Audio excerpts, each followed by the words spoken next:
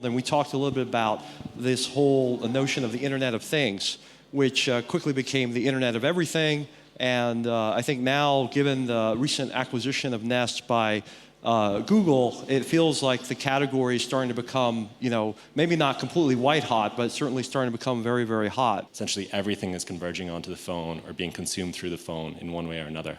Adding value to what you sell by adding the IT on it, and then the next one is really not doing it where you are, but doing it somewhere remotely. The Internet of Things is about creating a next layer of functionality, taking what you have and making it the next generation better. What's so special about today? Like, why now? What is it about 2014? I think we're in kind of the golden age of the start of the Internet of Things. The emergence of the Chinese and the mobile supply chain over the last couple of years. The emergence of a very high quality set of embedded operating systems. Just the broad availability of all kinds of cloud services that make storage and infrastructure and processing both cheap and pervasively available. Now you can get resources to pursue your project when you only have a prototype working. Is it a foregone conclusion that consumers will buy these products? I think that we're going to see a bunch of products flop if people take the perspective of,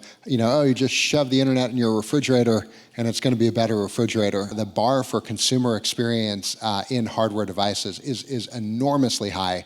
2014 will be the year where you see a lot of devices come online because there's so much low-hanging fruit.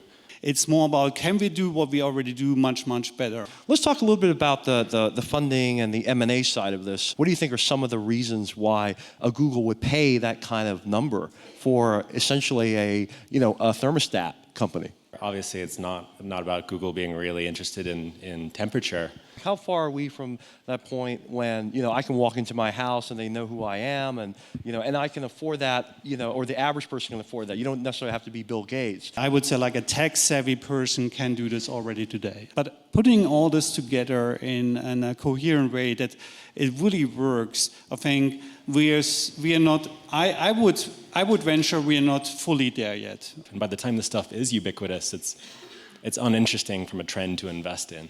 I, for one, can't wait to see what happens next.